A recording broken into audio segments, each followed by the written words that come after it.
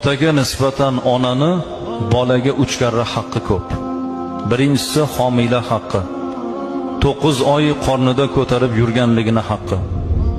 Ikkinchi haq tug'ruq haqqi.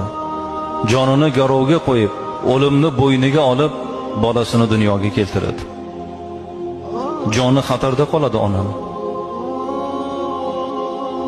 Qarang, shu mashaqqatlarni boshidan o'tkazadi.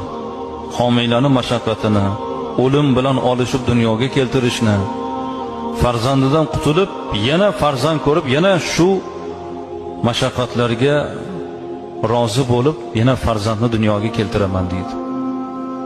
Uchinchi haq ko'krak berish haqqi.